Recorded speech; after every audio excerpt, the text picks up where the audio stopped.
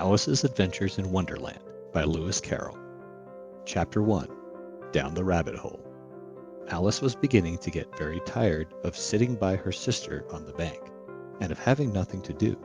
Once or twice she had peeped into the book her sister was reading, but it had no pictures or conversations in it. And what is the use of a book, thought Alice, without pictures or conversations? So she was considering in her own mind, as well as she could, for the hot day made her feel very sleepy and stupid, whether the pleasure of making a daisy chain would be worth the trouble of getting up and picking the daisies, when suddenly a white rabbit with pink eyes ran close by her. There was nothing so very remarkable in that, nor did Alice think it so very much out of the way to hear the rabbit say to itself, "Oh dear! Oh dear! I shall be late." When she thought it over afterwards, it occurred to her that she ought to have wondered at this, but at the time it all seemed quite natural. But when the rabbit actually took a watch out of his waistcoat pocket and looked at it and then hurried on, Alice started to her feet, for it flashed across her mind that she had never before seen a rabbit with either a waistcoat pocket or a watch to take out of it, and burning with curiosity she ran across the field after it, and fortunately was just in time to see it pop down a large rabbit hole under the hedge. In another moment, down went Alice after it, never once considering how in the world she was to get out again. The rabbit hole went straight on, like a tunnel for some way, and then dipped suddenly down, so suddenly that Alice had not a moment to think about stopping herself before she found herself falling down a very deep well. Either the well was very deep, or she fell very slowly, for she had plenty of time as she went down to look about her and to wonder what was going to happen next. First, she tried to look down and make out what she was coming to, but it was too dark to see anything. Then she looked at the sides of the well and noticed that they were filled with cupboards and bookshelves. Here and there she saw maps and pictures hung upon pegs.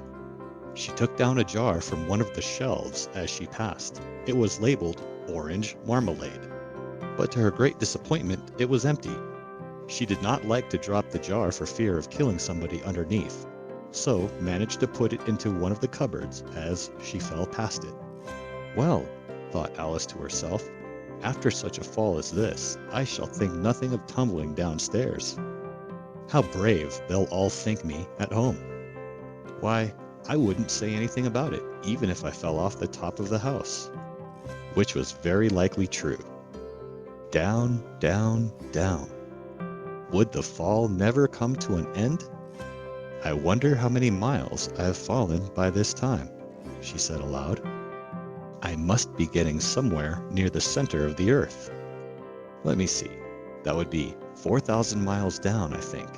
For you see, Alice had learnt several things of this sort in her lessons in the schoolroom, and though this was not a very good opportunity for showing off her knowledge, as there was no one to listen to her, still it was good practice to say it over.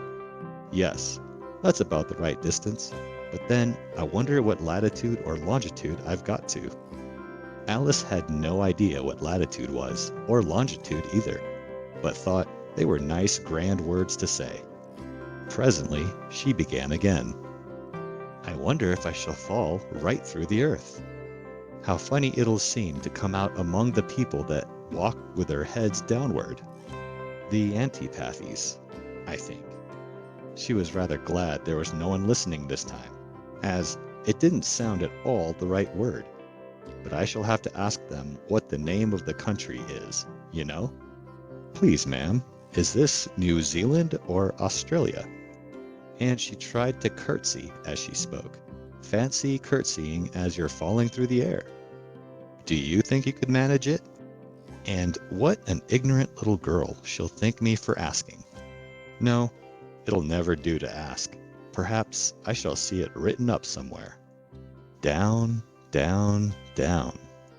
There was nothing else to do, so Alice soon began talking again. "Dinah will miss me very much tonight, I should think." Dinah was the cat. "I hope they'll remember her saucer of milk at tea time. Dinah, my dear, I wish you were down here with me. There are no mice in the air, I'm afraid, but you might catch a bat, and that's very likely a mouse, you know. But do cats eat bats, I wonder?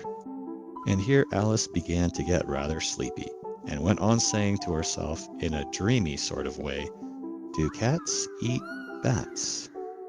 Do cats eat bats? And sometimes, do bats eat cats? For you see, as she couldn't answer either question, it didn't much matter which way she put it.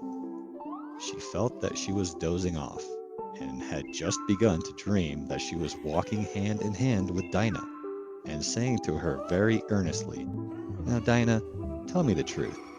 Did you ever eat a bat?" When suddenly, thump, thump, down she came upon a heap of sticks and dry leaves, and the fall was over. Alice was not a bit hurt, and she jumped up onto her feet in a moment. She looked up, but it was all dark overhead. Before her was another long passage, and the white rabbit was still in sight, hurrying down it. There was not a moment to be lost. Away went Alice like the wind, and was just in time to hear it say, as it turned a corner, "Oh, my ears and whiskers, how late it's getting!"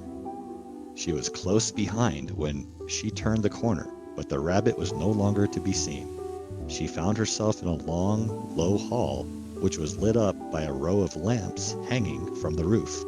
There were doors all around the hall, but they were all locked, and when Alice had been all the way down one side and up the other, trying every door, she walked sadly down the middle, wondering how she was ever to get out again.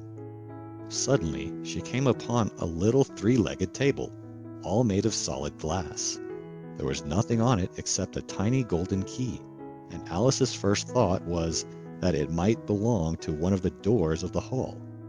But alas, either the locks were too large or the key was too small, but at any rate it would not open any of them. However, on the second time round, she came upon a low curtain she had not noticed before, and behind it was a little door about 15 inches high. She tried the little golden key in the lock, and to her great delight it fitted. Alice opened the door and found that it led into a small passage, not much larger than a rat hole. She knelt down and looked along the passage into the loveliest garden you ever saw. How she longed to get out of that dark hall and wander about among those beds of bright flowers and those cool fountains. But she could not even get her head through the doorway. And even if my head would go through, thought poor Alice, it would be of very little use without my shoulders. Oh, how I wish I could shut up like a telescope. I think I could if I only knew how to begin. For, you see, so many out-of-the-way things had happened lately, that Alice had begun to think that very few things indeed were really impossible. There seemed to be no use in waiting by the little door, so she went back to the table, half hoping she might find another key on it, or at any rate a book of rules for shutting people up like telescopes. This time, she found a little bottle on it, which certainly was not here before, said Alice, and round the neck of the bottle was a paper label, with the words, "Drink me," beautifully printed on it in large letters. It was all very well to say, "Drink me," but the wise little Alice was not going to do that in a hurry. "No, I'll look first," she said, "and see whether it's marked poison or not." For she had read several nice little histories about children who had got burnt and eaten up by wild beasts and other unpleasant things, all because they would not remember the simple rules their friends had taught them, such as, a red-hot poker will burn you if you hold it too long, and that if you cut your finger very deeply with a knife, it usually bleeds. And she had never forgotten that, if you drink much from a bottle marked poison, it is almost certain to disagree with you, sooner or later. However, this bottle was not marked poison, so Alice ventured to taste it, and finding it very nice, it had, in fact, a sort of mixed flavor of cherry tart, custard, pineapple, roast turkey, coffee, and hot buttered toast. She very soon finished it off. "What a curious feeling," said Alice. "I must be shutting up like a telescope." And so it was indeed. She was now only 10 inches high, and her face brightened up at the thought that she was now the right size for going through the little door into that lovely garden. First, however, she waited for a few minutes to see if she was going to shrink any further. She felt a little nervous about this, for it might end, said Alice to herself, in my going out altogether like a candle. I wonder what I should be like then. And she tried to fancy what the flame of a candle is like after the candle has blown out, for she could not remember ever having seen such a thing. After a while, finding that nothing more happened, she decided on going into the garden at once. But, alas for poor Alice, when she got to the door, she found she had forgotten the little golden key. And when she went back to the table for it, she found she could not possibly reach it. She could see it quite plainly through the glass, and she tried her best to climb up one of the legs of the table, but it was too slippery, and when she had tired herself out with trying, the poor little thing sat down and cried. "Come, there's no use in crying like that," said Alice to herself rather sharply. "I advise you to leave off this minute." She generally gave herself very good advice, though she very seldomly followed it, and sometimes she scolded herself so severely as to bring tears into her eyes. And once she remembered trying to box her own ears for having cheated herself in a game of croquet she was playing against herself. For this curious child was very fond of pretending to be two people. But it's no use now, thought poor Alice, to pretend to be two people. Why, there's hardly enough of me left to make one respectable person. Soon her eye fell on a little glass box that was lying under the table.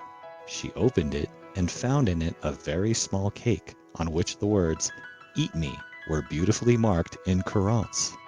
"Well, I'll eat it," said Alice, "and if it makes me grow larger, I can reach the key. And if it makes me grow smaller, I can creep under the door. So either way, I'll get into the garden, and I don't care which happens." She ate a little bit and said anxiously to herself, "Which way?" Which way? Holding her hand on the top of her head to feel which way it was growing. And she was quite surprised to find that she remained the same size. To be sure, this generally happens when one eats cake, but Alice had got so much into the way of expecting nothing but out-of-the-way things to happen, that it seemed quite dull and stupid for life to go on in the common way. So she set to work, and very soon finished off the cake.